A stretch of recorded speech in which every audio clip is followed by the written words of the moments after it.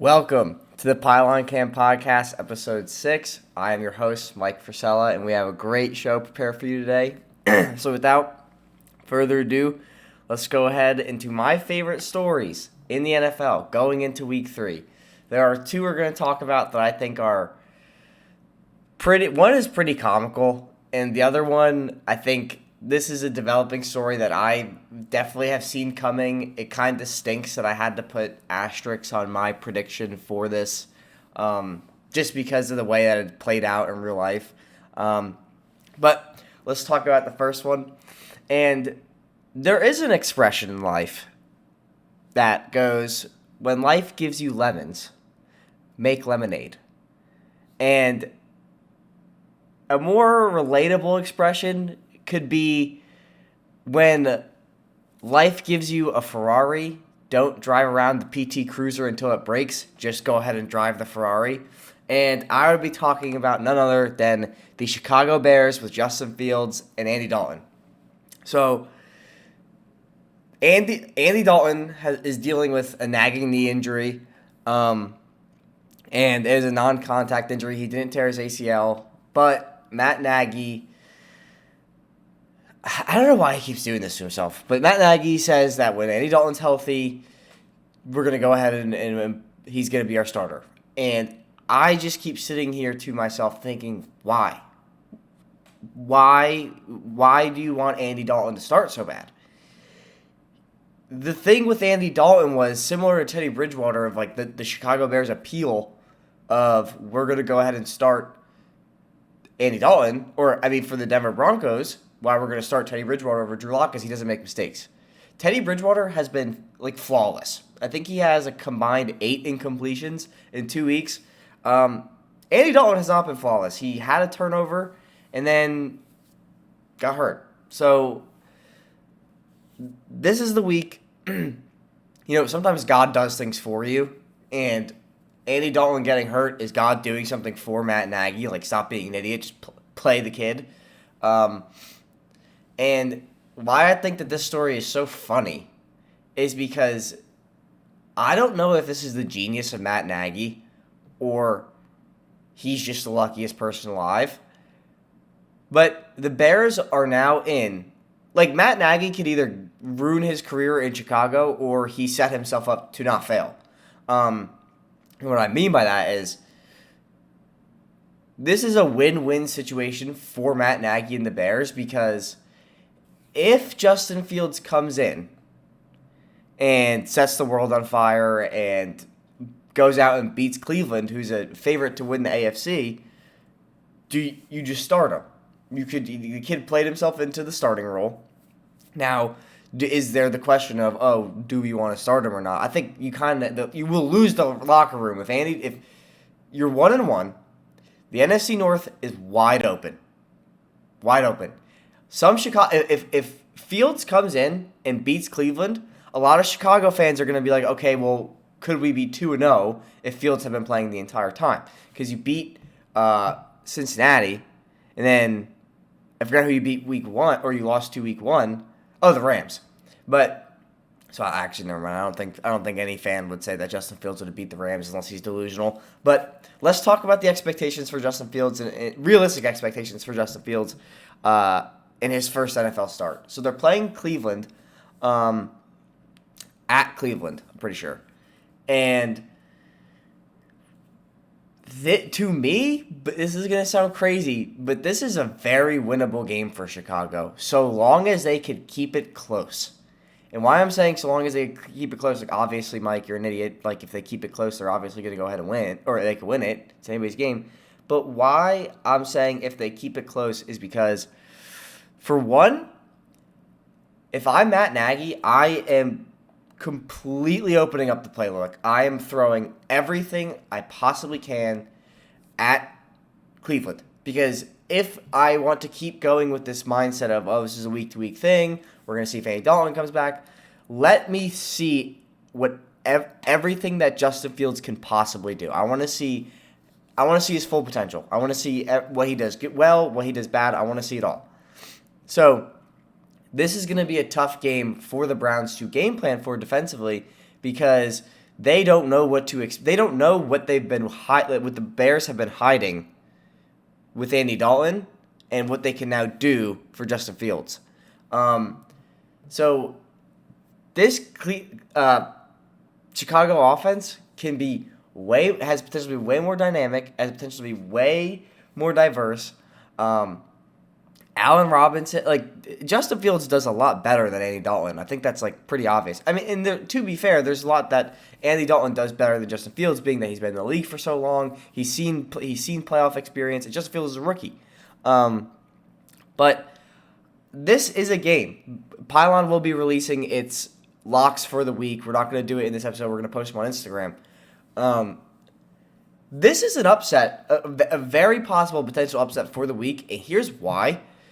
Chicago has a fantastic defensive front. It's gotten worse over the years from what it was with Mitch Trubisky, but they still have fantastic linebackers, and they still have a pretty good defensive front. Now, the Browns do have a top 3 offensive line, so it's not going to be easy by any means, but this is how I see this game unfolding.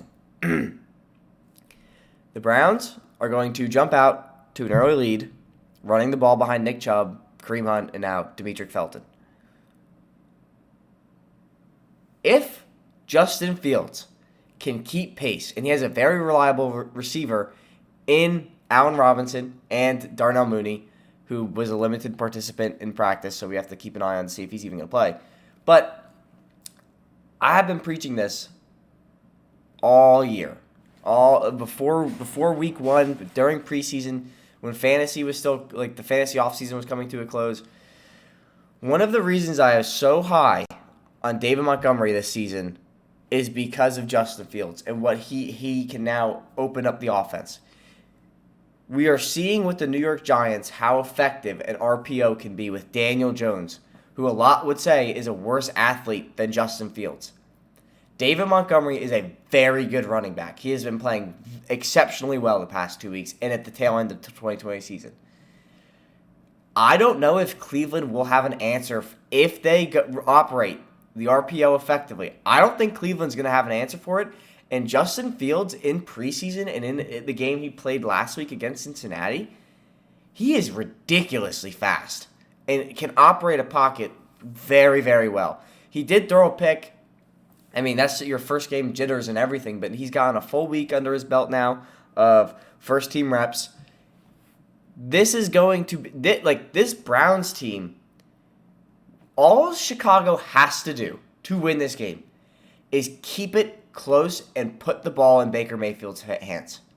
Because we all know, and I have preached this throughout the past 2 weeks of this channel, in every video, when the ball is in Baker Mayfield's hands, he's going to choke. It's legitimately clockwork that this kid will choke. He leads the league, the entire NFL, in interceptions since quarterbacks entering the league since 2018 in the fourth quarter. When Baker Mayfield has to make plays and has to have game-winning drives, he just falls apart. And it's so funny because the reason why I'm laughing is I keep seeing the video clip of Baker Mayfield walking around like he's Macho Man, and he's like, yeah, popped out, pop back in, no big deal, we're going to keep going. Dude, I could operate your offense with one arm. All you do is 3-step drop, throw it, give a little handoff to Nick Chubb, or you're hitting your check down. You don't really play quarterback, man. It's so funny. You're on all these commercials, and it's so funny because PFF had Baker Mayfield as the most underrated the quarterback of the first team underrated of the entire NFL. And how is Baker Mayfield in any universe underrated? In my opinion, he's probably top 5 most overrated quarterback in the entire NFL. He's on all these commercials. He won the Heisman, and the Browns are AFC favorites to win. They're like a top 5 favorite to win the AFC. So where is he underrated? How is he underrated? Nobody's walking around and going, man, Baker Mayfield really carried that team last night. Or Baker Mayfield really put the team on his back. Because every time he does, he chokes. He blew a 14-point lead to Kansas City. I really do think if Tyrod Taylor didn't get hurt and kept pace with them, he might have lost that game to the Texans. So this is a game where I really am starting to believe that this could be a huge upset if Justin Fields can keep it close. If he doesn't turn the ball over and they are just kicking field goals and getting points every time they go down the field, dude, I'm telling you, this is going to be a close game. But what to expect going forward? I think that, going forward, Matt Nagy's going to have, especially if they win, Matt Nagy's going to have a huge question mark of, do I keep playing Andy Dalton? And if he does, and if Justin Fields wins this game, and they go back to Andy Dalton and he starts to lose games again, I mean, Matt Nagy's already on the hot seat. It's only going to get worse for Matt Nagy if Andy Dalton comes back and they lose games because they are tied for first. The Browns are not the Browns. The Bears are tied for first in the NFC North. The Vikings are 0-2, who are the biggest competition to the Bears. And the Packers, the favorites, are 1-1. And we're going to talk about the Packers later in this episode because I have a pretty strong opinion about the Packers. And then the Lions are the Lions. The Lions are cool. Everybody wants the Lions to win. They don't hurt anybody. They probably don't beat your favorite team. You could call them the Kittens for the season. But they're cool. They're getting better, whatever. They're the Lions. We all root for them because they're insignificant and nobody cares. The Bears have a serious chance to win the NFC North. And if you're a Packers fan and you're listening to this, you're so used to beating the Bears over and over and over again because they've had Mitch Trubisky, they've had Nick Foles. They constantly are average. Their defense isn't that good, but Justin Fields realistically can pick up the slack. Justin Fields to me was my QB2 coming out of the class. He was the most ready besides Trevor Lawrence and Mac Jones. I mean, he's a better prospect than Mac Jones. Mac Jones has the most favorable landing spot. If any of these quarterbacks besides Zach Wilson went to the Patriots, he'd be way better off. But Justin Fields could possibly be the thing that Chicago needs to make them competitive in this NFC North because of how bad the Packers truly are. But that's all I want to talk about for this story of the week. The next story of the week, I want to use another analogy of, when you're stressed, they say stress is the leading contributor of aging. Nothing makes you age faster than stress, whether that's physically, mentally. Stress takes one of the most unbelievable tolls on your body. It's ridiculous.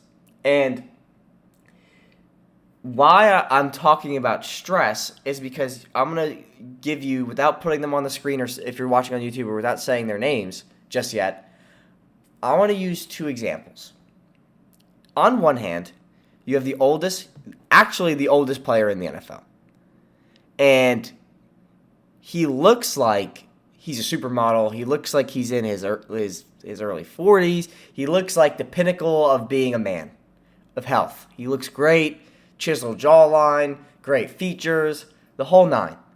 And then on the other hand, you have a younger, more athletic, arguably more talented quarterback who looks like he should be selling candy out of a van. And why I want to talk about this person pretty briefly is because I just think it's so comical how, this player will be a psychological study 10 years, 15 years down the road when it's all said and done. And he's retired and, more stories come out about him. But that player I'm talking about is Aaron Rodgers. Aaron Rodgers is the most cynical, conceited crybaby I have ever seen at this professional level. The dude, and I've been talking about this for a while on this channel, if you've been following the channel and if you've been a fan of the Pylon, you know how I feel about Aaron Rodgers. And I have been someone who supports Aaron Rodgers. I think the Packers are the biggest joke of an organization. They're the biggest joke of a franchise. The Packers front office are the biggest freeloaders and the biggest frauds ever, because they have everybody swindled that the Packers are this fantastic organization and they're this dominant franchise, when in reality, they've hit the lottery twice. They had Brett Favre, and they immediately rolled over to Aaron Rodgers, two Hall of Fame quarterbacks. And they have done nothing to support them, and they managed both of them horribly. How many other quarterbacks in the entire NFL, in the history of the NFL, that have played for the same team their entire career went and played for a divisional rival? That's how badly they treated Brett Favre, that he was so fed up, he went and played for the Minnesota Vikings when he wanted to leave. That's how much he hated this Packers front office. Aaron Rodgers, one of the things that I thought Aaron Rodgers would go, it won't happen anymore, but one of the area landing spots I had for Aaron Rodgers before, midway through last season, not 2020, 2019, 2 seasons ago, I thought he was going to go to the Chicago Bears. They had a great defense. They had all the perimeter weapons he wanted. They had the offensive line. And, things unfold. It doesn't fold that way, but Aaron Rodgers, dude, like, you if you just shut up, you would be like, everybody would be defending you and you would have all the clout you're looking for. But because you went on Twitter and you went on Instagram and you were in Hawaii playing the guitar, taking shots at your teammates, shots at your general manager, saying that if you want to stay, that you need Gutekunst out. If you're thinking about 50-50, I'm going to retire. Don't get mad when people in the media react to that. And I'm not going to include myself because this is just my hobby, and I don't have any accreditation. But don't get mad when people react to the things you say. This is why you will never win a big game ever again. Like, Packers fans, I'm sorry, but this whole Last Dance mirage, this is Aaron Rodgers, the psychopath that he is, trying to stay in the spotlight for another season. After this, he's probably done. He might get traded, but he is putting out no real reason for any of us to believe you care about football. You went on Jeopardy, you did the Jeopardy thing. You got married to, or you're engaged to a celebrity who looks like she's 16. And now, you're talking about your Zen approach. Aaron, what does that mean, man? Because this is how delusional you are. You got so fired up that you were cussing all over the media, saying it's horse crap and it's this, people are unaccredited, your former teammates don't know who you are or anything about you, they're not talking about facts. And then you had to go, after saying literally verbatim my Zen approach, you got so mad the next day you had to go out and say and apologize.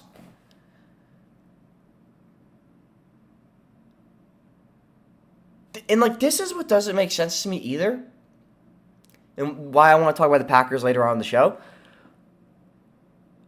You almost lost.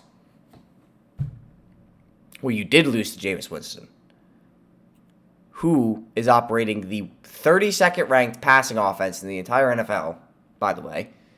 And you played as the 32nd best quarterback, so the worst quarterback of week 1. And you got mad when people decided that they wanted to talk about it. Why is that making you mad, man? Play better.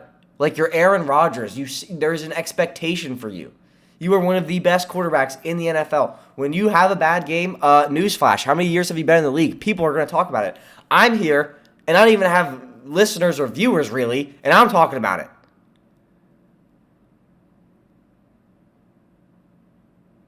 You would be so much more likable if you just shut up. Because you had, this is what really pisses me off about Aaron Rodgers. He really believes in his heart of hearts that the fans of the Packers organization would take his side over the Packers. They would root for Aaron Rodgers more than the team and the organization that they spend money on, that they take time out of their day to sit on their couch or pay money to go to their stadium, sit in the freezing bitter cold and support, you think that they're going to support you over that. And why I say this is going to be a case study, and never wish bad upon anybody, but Aaron Rodgers is like peak celebrity, like spotlight. It's all about me. I am Aaron Rodgers. Everybody look at me, love me. Nobody, don't care about anybody else. And if you care about anybody else, I'm going to ghost you. He literally has ghosted his own family. And like, I'm not going to say that I know anything about that family situation or say that, but like, that's the type of guy this is. And people say like, oh, Aaron's a good guy. He's not a good person. You cannot convince me Aaron Rodgers is a good person. And after watching the first 2 weeks of the NFL, it is so disrespectful to Michael Jordan and what he did to even put yourself in under the same umbrella of this is your last dance. Like you're coming off of your 5th championship. You're coming off of your 4th NFC championship loss. You don't win things, Aaron Rodgers. It's been a decade since you've been to a Super Bowl, not even won one. Yeah, you did win the one you went to, but like, dude, what is this, your last dance at your high school prom? Like, you didn't win anything, man. Yeah, you had your MVP season, but again, like, that's all you care about is you. You went out and won the MVP. And yeah, I think if you had gone to the Super Bowl, sure, you would have had a chance against the Chiefs. But what did you do as soon as that first press conference when you walked off that field? You pointed the finger and you played victim like you do with everything. You were the biggest crybaby in the NFL. You were the most conceited person in the NFL. And you have done nothing, really, to deserve that. Those are the stories for this week.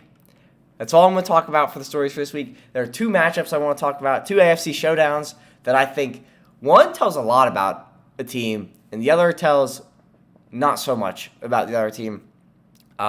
If you follow the YouTube channel, we put out our power rankings, and the thing that I try to keep in mind every time I sit down and go through my power rankings is, okay, which of these games is an overreaction?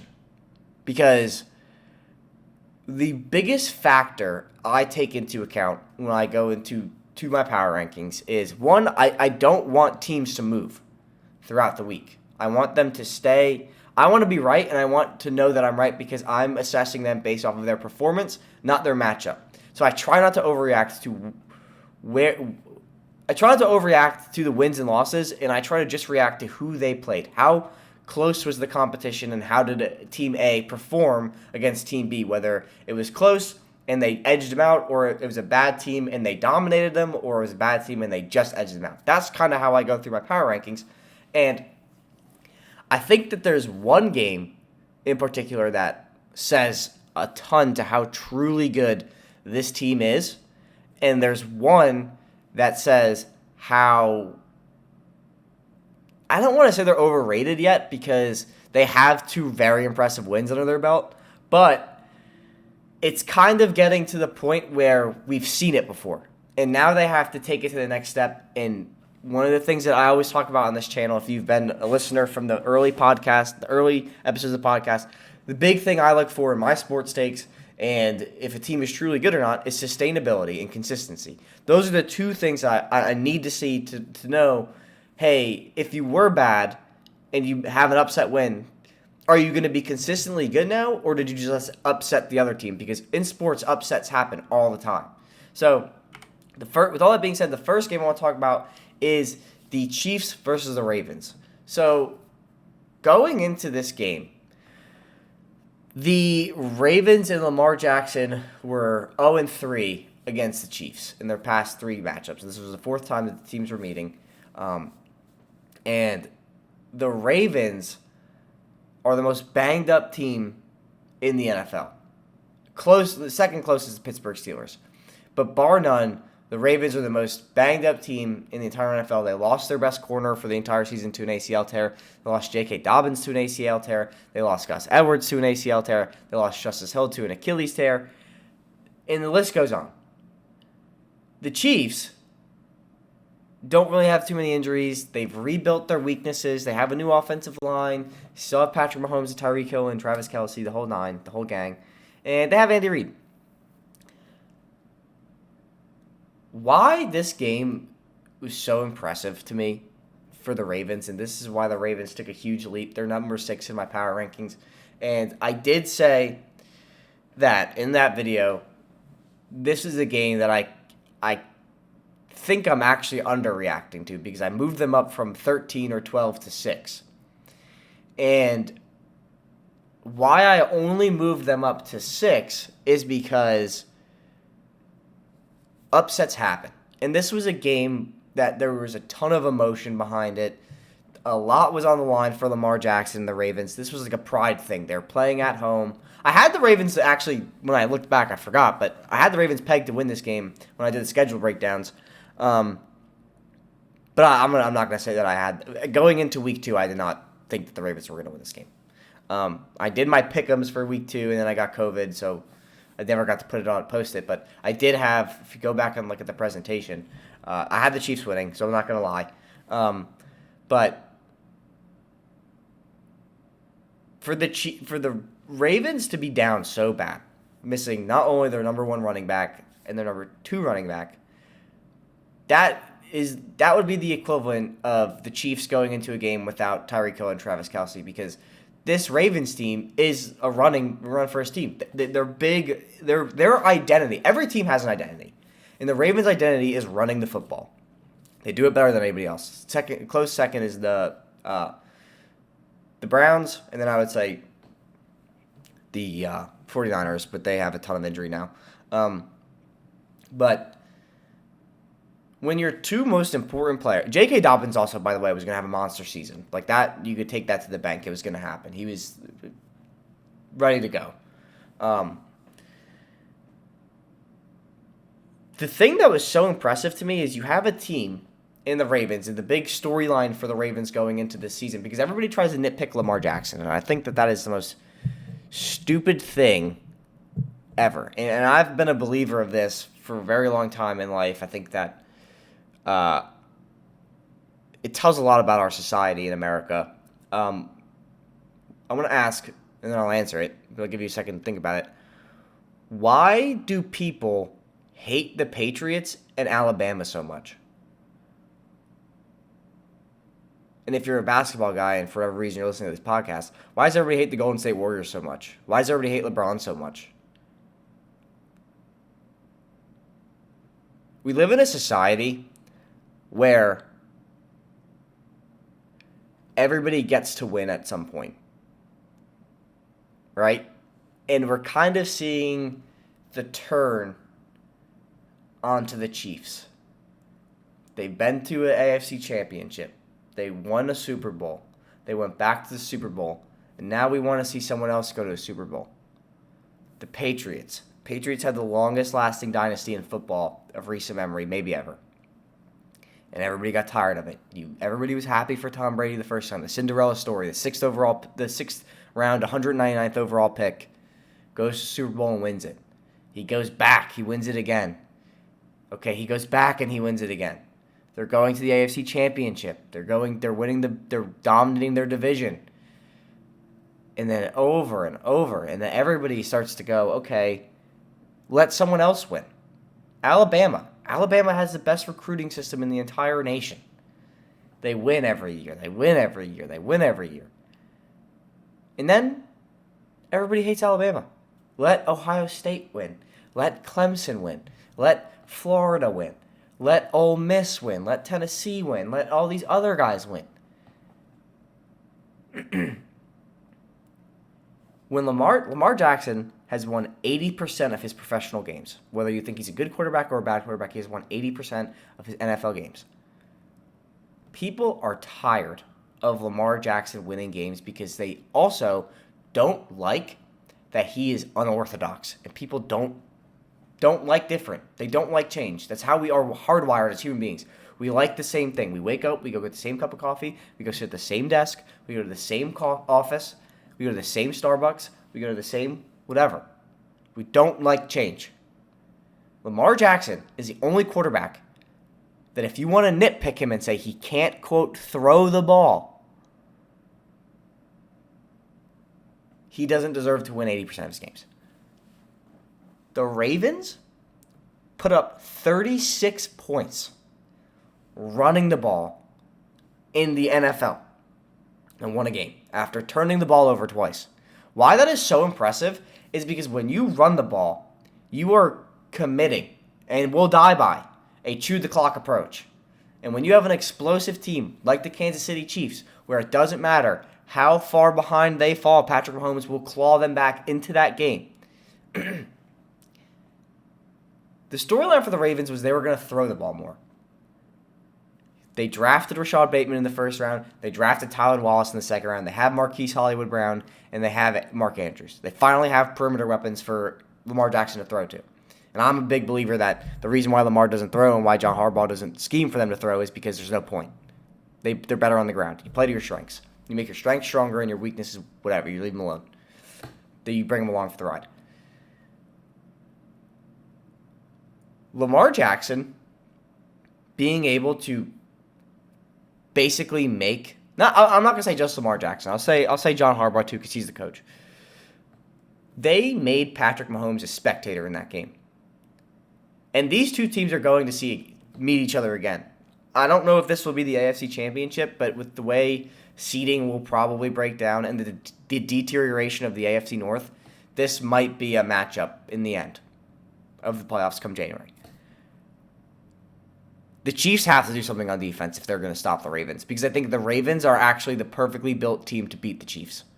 Because the reason why, they completely neutralized Tyreek Hill.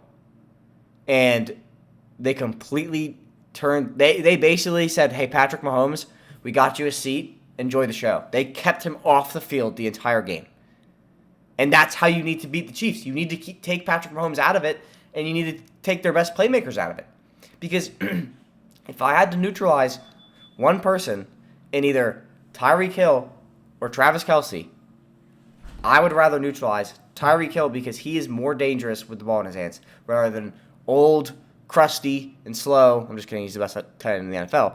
But old, slow Travis Kelce. Because really, how many yards can Travis Kelce get after the catch compared to Tyreek Hill? So if you take Tyreek Hill out of the game and you keep Patrick Mahomes on the sideline, it's going to be a tough out to beat the Ravens. Because if they could do it to the best team in the AFC, I think they could do it to pretty much anybody else. I think matchups are a huge, real thing in the NFL. And I think that the team that probably matches up best against the Ravens is the Cleveland Browns. Because I think the Bills are basically the same team as Kansas City with a better pass rush. Well, better running game. I think that if anybody's going to beat the Ravens, it'll be the Browns. And if the Chiefs are going to beat anybody, it's going to be the Browns, because if it's close, Baker Mayfield's going to have to step in and he's going to choke. But this was a super eye-opening game for me, for these two teams. The Chiefs got to do something on defense. But the Ravens, they're hurt too. Like, imagine if they had a whole roster. And none of those guys are coming back, so what you see is what you get. But the other team I want to talk about is a team that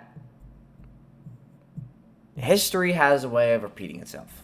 And you have a coach who just constantly is in, like, way too over his head.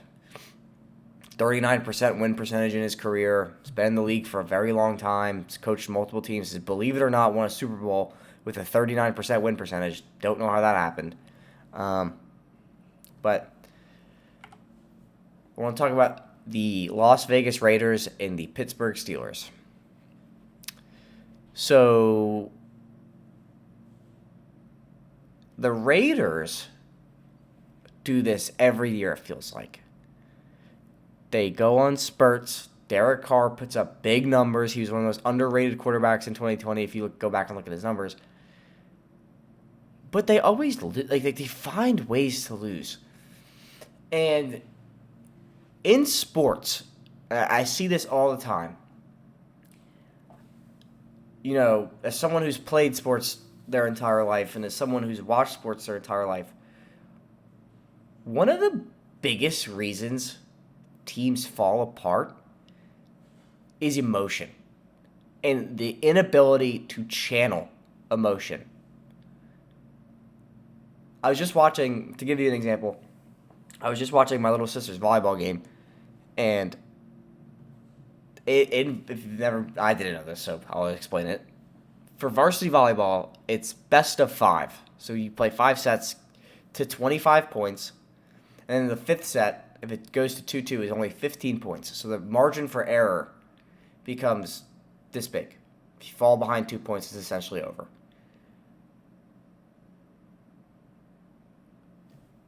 My little sister's team lost the first 2 sets, got blown out. Then came back and dominated the last 2 sets and took them to the 5th set. You could see the emotion of they're all excited, they're all jacked up, they just came back into the game, they're ready to go. But when you are that passionate and you're that locked in, ready to go, in a team sport, wrestling's different. I wrestled for a while. Your own person. It's just you and the person you're wrestling. But in a sport like soccer or football or volleyball, when that person misses that set or they miss that bump, come on, man, come on, you got to get it. We got to go. We don't have room for error. Come on. They ended up losing the game. The coach took a terrible timeout. They went down 2-0, and she didn't call timeout. She called timeout after they went down 4-0, and it was too late. As a coach, you need to be able to channel your team's emotions. You need to be able to contain your team's emotions. You cannot do that when you are the most emotional person on the field or on the sideline. John Gruden is the most emotional person I have ever seen at a professional level. He drafts emotionally and he coaches emotionally.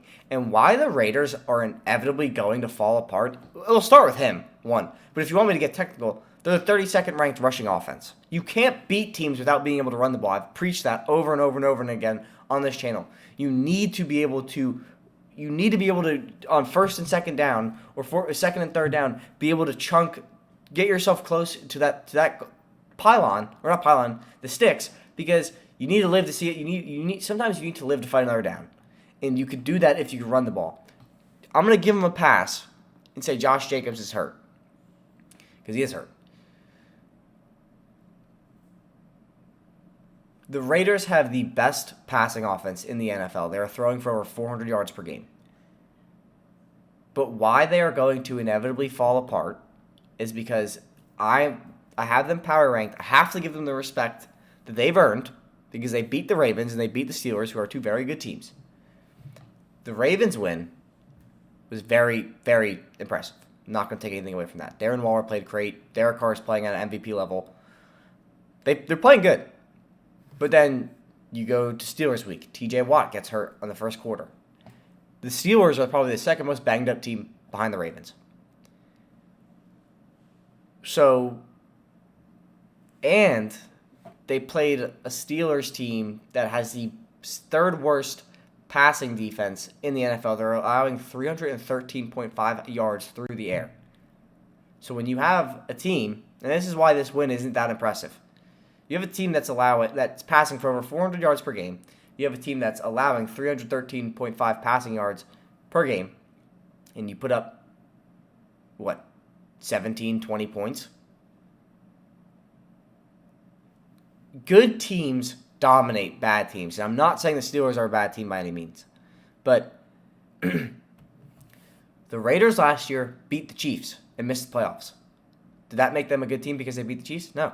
Just mean, like I said, in sports, upsets happen. The Raiders are coming off 2 huge upsets where they were not favored to win either game, by the way.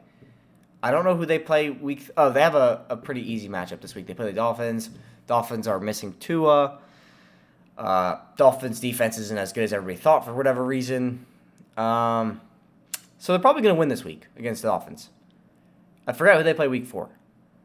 This Raiders team, and this is a hot take, might be the only team in the NFL to start 3-0 and miss the playoffs. That's my take for the Raiders, because John Gruden is going to be way too emotional coming off of 3 wins. Mike Mayock said right before the season opener, before kickoff, 2 days before, we need to be a playoff team this year. Yeah, of course they do, because your job's on the line, because John's job is on the line. You will not win games, and you have never been able to win big games, except for that one Super Bowl run you had that really is an anomaly and should be studied by scientists, until you learn to channel your emotions. And you were the most emotional person in the NFL. The Raiders will go 3-0 and miss the playoffs. I promise that.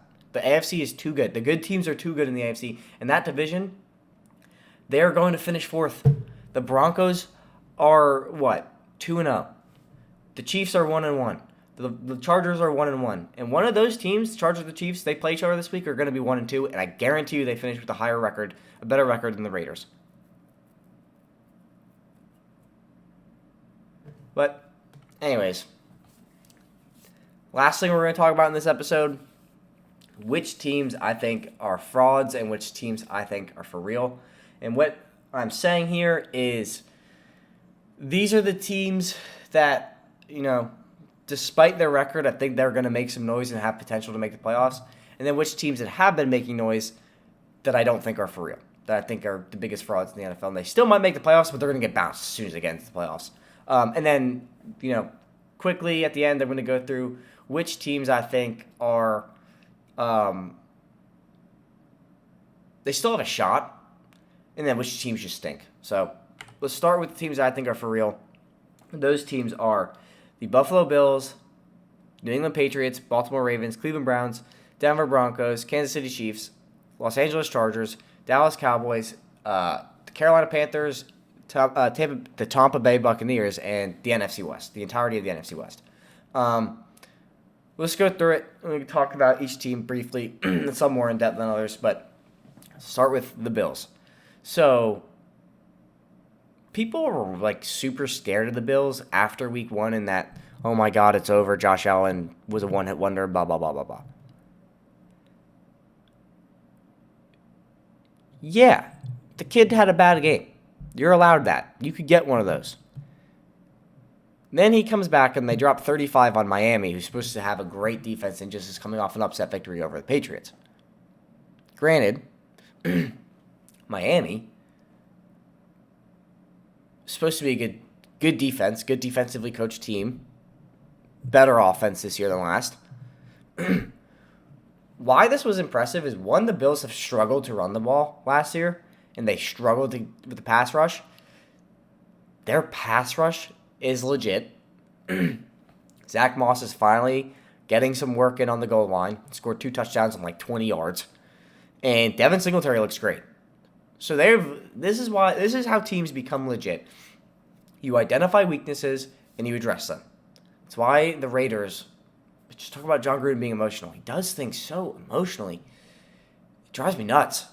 The Bills identified a need for pass rush. They got one of the most raw prospect, in my opinion, in Gregory Rousseau, 30th overall, 31st overall, 30th overall. And he looks great. He's tied for sacks amongst all rookies with 2. They're generating a pretty good pass rush, and they're running the ball. And Josh Allen's going to be fine. He's going to be fine. He may not be the MVP frontrunner of last year, but he'll be fine. And Stephon Diggs is still great. Nothing to worry about this Bills team. Do not panic about the Bills team if you're a Bills fan listening to this. Second team, New England Patriots. Patriots should be 2-0. But sports, shoulda, coulda, woulda. You got to execute. If it wasn't for a Ramondre Stevenson fumble and a Damian Harris fumble, they're 2-0. Damian Harris fumbled with 6 minutes left against Miami, and they lost. The one thing I do want to see more from Mac Jones, he's a rookie, so it's only his second week in the NFL. He's got to start throwing touchdowns. And I'm not saying you got to go and throw 3 touchdowns. Just give me one. You're playing the Saints this week. You guys are going. It's the people. We're going to talk. The Pick'ems video is coming out later today. This game, it's not going to be close. I'm telling you right now. This Patriots defense is not the best defense in the NFL, but it might be the best coached defense in the NFL. They're going to pick Jameis Winston apart. I'll put money that Taysom Hill comes in at some point, at one point or another.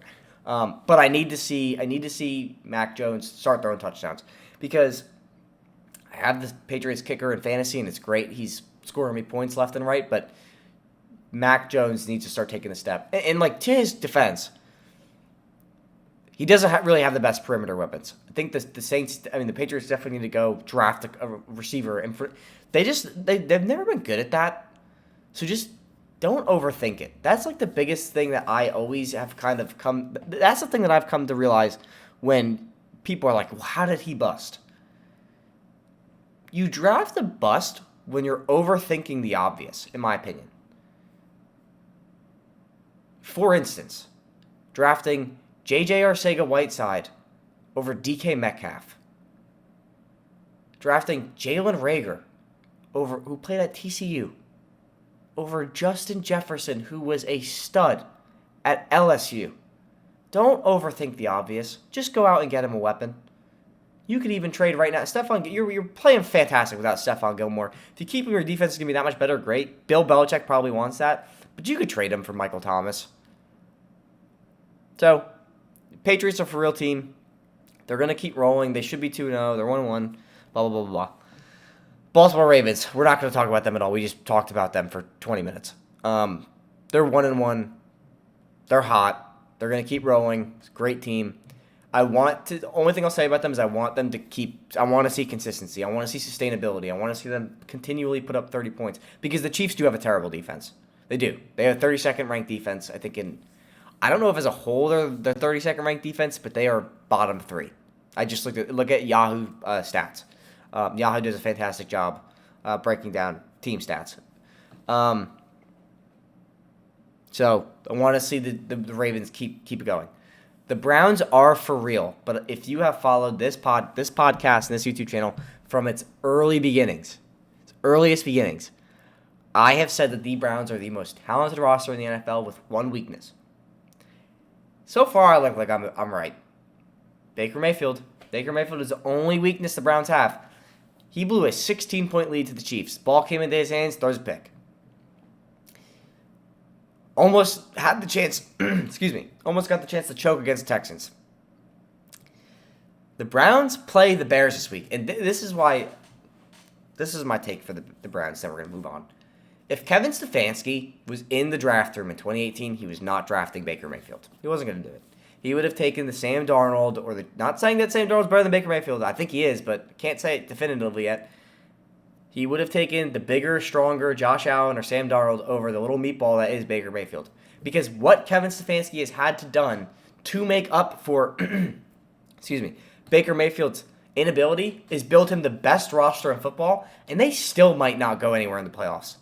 Because when you play good games, when you play good teams, it's a close game. And anytime there's a close game, Baker Mayfield loses. Anytime. So this is a contract year for Baker Mayfield. I said it last year.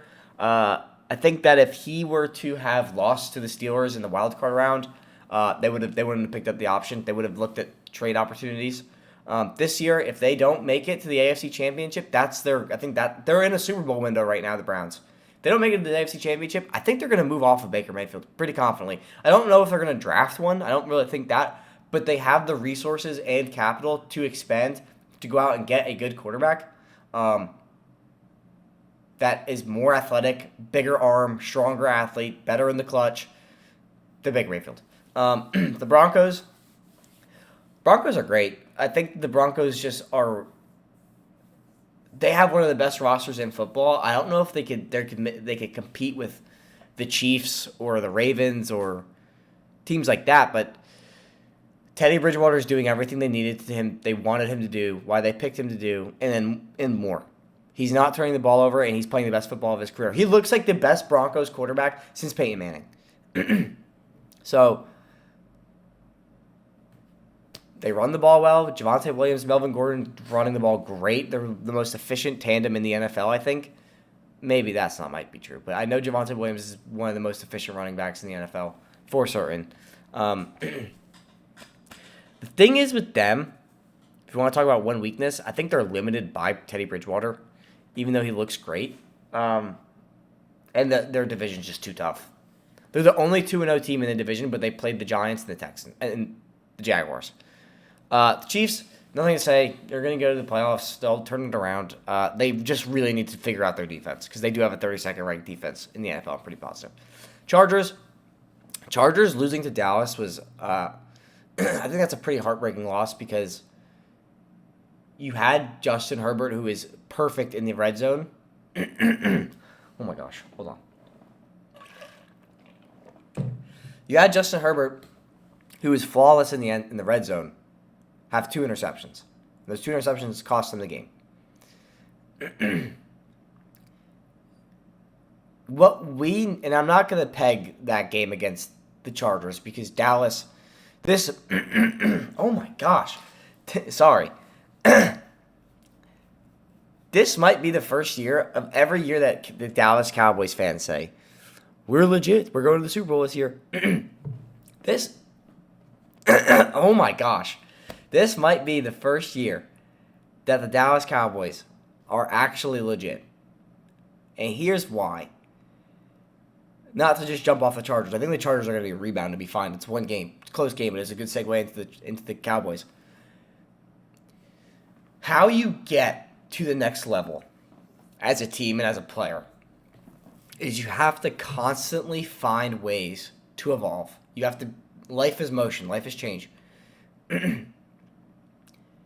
If you miss the special guest Between Two Pylons episode 1 with Justin Pennick, co-host for Talking Giants, one of the questions I asked him, because we walked through the schedule of the New York Giants, I asked him, how does a player like Daniel Jones get better? Because when you have a player like that who has so much area, so much room to grow and to get better, it's easy to attack. You just pick one and you get better there. And then when you fix that, you go to the next issue. And you fix that, but then I asked him about a player like Patrick Mahomes, who does everything flawlessly. He's the best quarterback in the NFL. How does he get better? What does he look at in his game and say, well, I can throw the ball parallel to the ground on a dot. So how do I get better? I think I got it that time. How do I get better?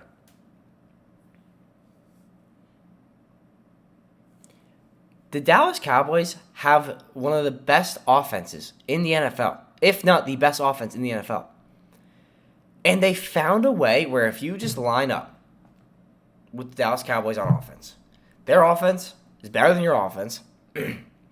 It's probably better than your defense. And they found a way to get better. The Dallas Cowboys, from what I have seen, operate the most creative offense in the entire NFL. That's why the Cowboys are serious to me. That's why they're legit contenders. Because every team has a way to win. They all have win conditions. The Dallas Cowboys' win condition is scoring 30 points. The game they beat the Chargers 17-14. That was the first game. I think they're 1-19 or 1-18 against teams that they don't score 30 points on, and it was against the Chargers, who are a very good football team. They have found ways to get to 30 points because of how creative their offense is. And they took Mike McCarthy out of the picture, which is probably the smartest thing they've done. Panthers, next team. Panthers are legit because even though they played the Jets and the Saints, they play the Texans tonight. And what good teams do is dominate bad teams. And this Texans team actually hasn't looked horrible, if I'm being honest. They kept up with the Browns, and they beat the Jaguars. The Panthers The Panthers are the best defense in the NFL as of week 3. Going into week 3. And they have found their quarterback in Sam Darnold. I believe in Sam Darnold. I've been a Sam Darnold believer since he's been on the Jets.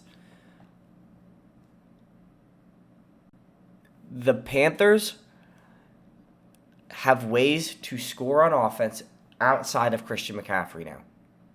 They have a play-action style offense that is very effective. DJ Moore, Robbie Anderson, Terrace Marshall, all really good receivers. And now they have, I think someone was saying this morning about them. Why are the Panthers' defense so good? They're just so fast. They're the fastest defense in the NFL. They're the fastest pass rush in the NFL. How you win games is getting to the quarterback. That's how you win games. Because if you can't stop the run, but if you can force a team to third down where they have to pass, and you get to the quarterback, you're going to win the game. Tampa Bay Buccaneers, nothing to say. They're going to go to the Super Bowl probably unless the Rams stop them. NFC West, they're all great.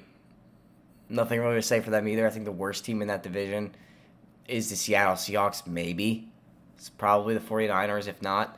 I think that the team that will finish with the worst record is the Arizona Cardinals, solely because of Cliff Kingsbury. But, you know, Kyler Murray, if you follow the channel, you know I think Cliff Kingsbury is the biggest fraud in the NFL. And I'm going to do in the next video, next podcast probably, I'll put it out there who my biggest frauds are in the NFL. Kyler Murray threw for 400 yards, and they almost lost. They won because of a missed field goal.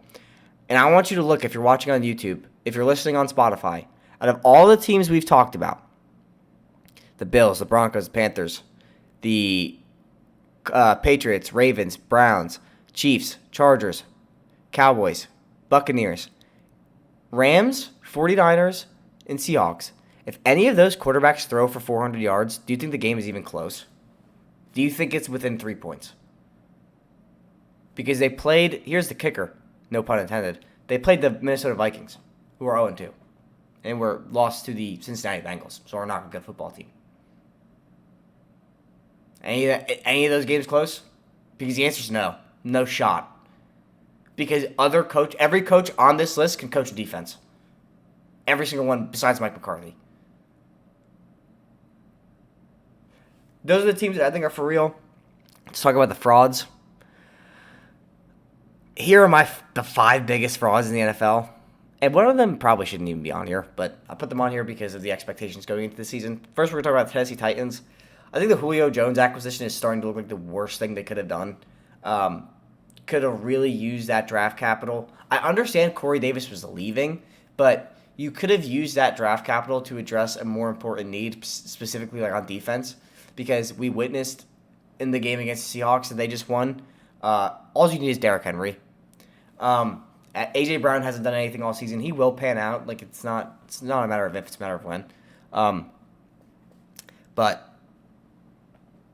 I think this AFC South is going to be one of the worst divisions of football this season.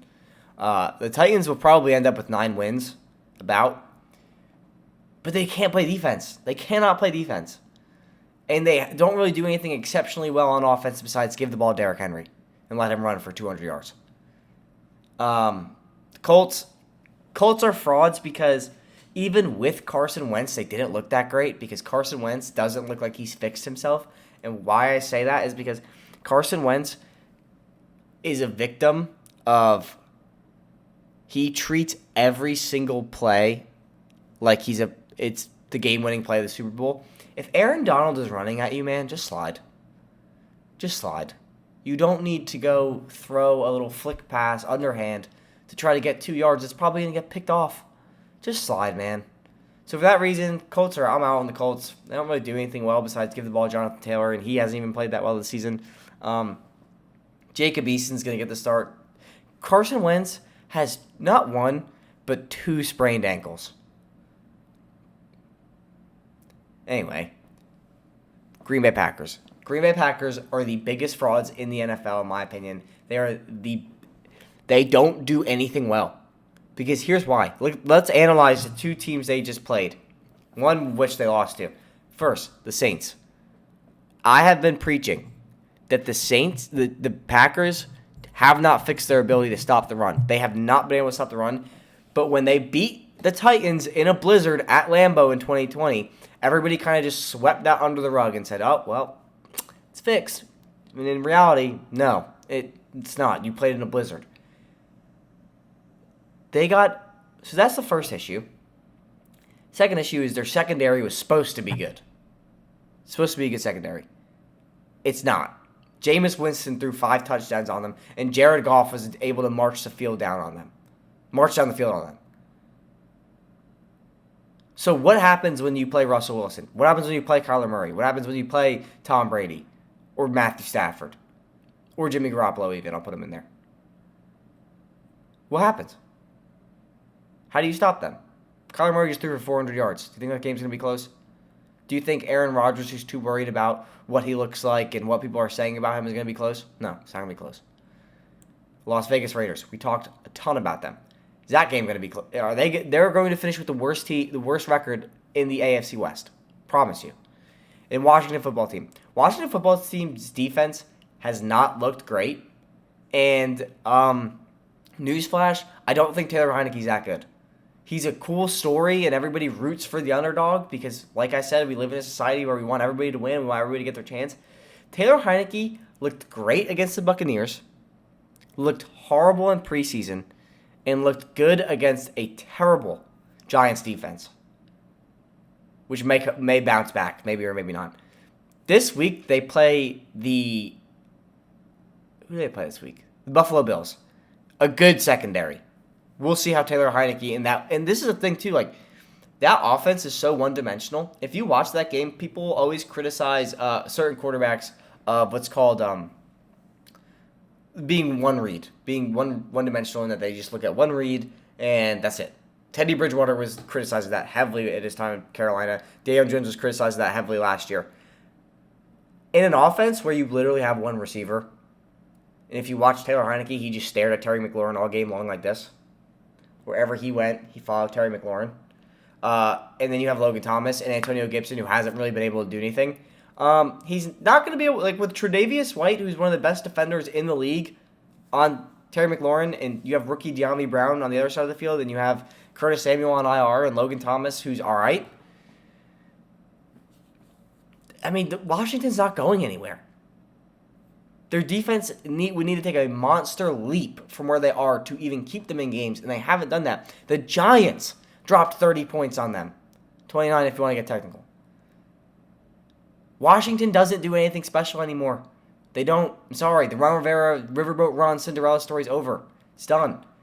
This is a division where it's really, if you want me to be completely honest, as of today, September 23rd, it's between the Dallas Cowboys and the Philadelphia Eagles, and maybe the New York Giants if they could somehow come back. And we're going to talk about the Giants in a second.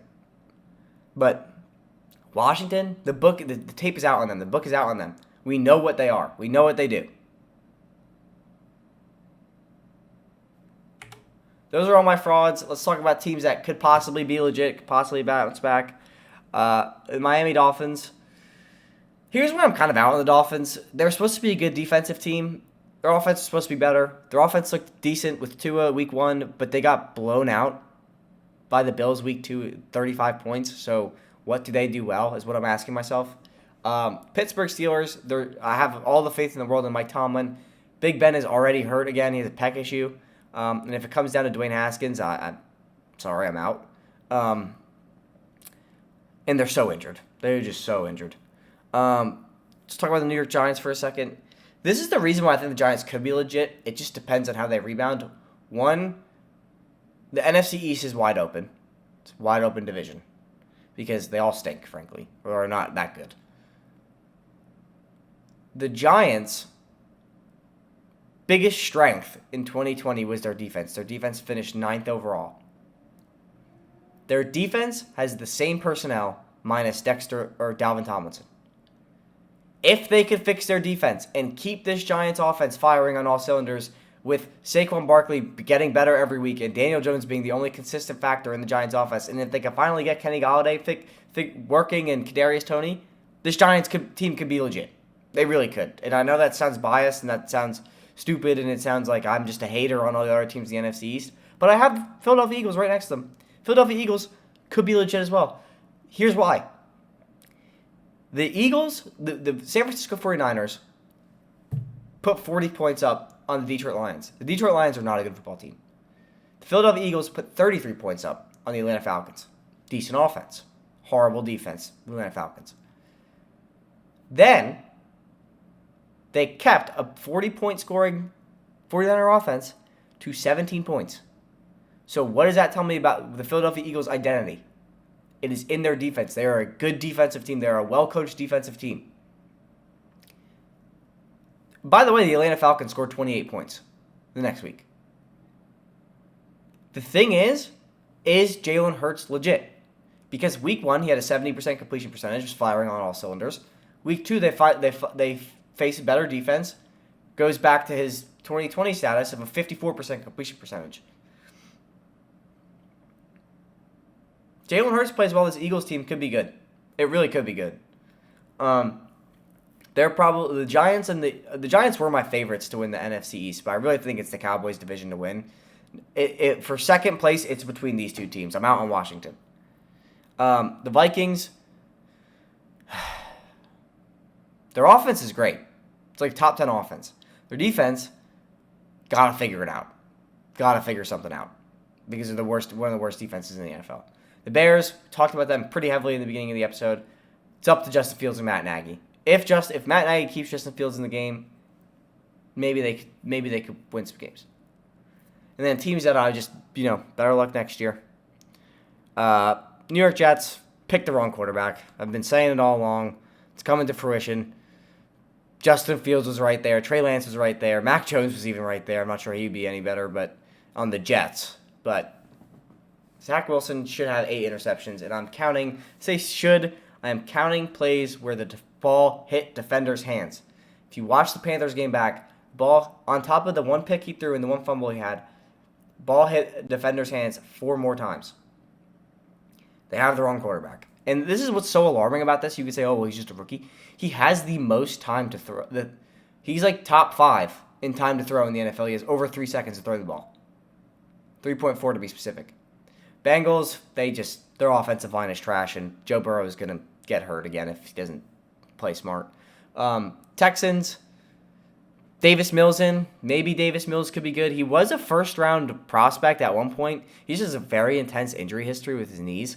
But I don't think they have the firepower to do anything. The Lions are fun to watch.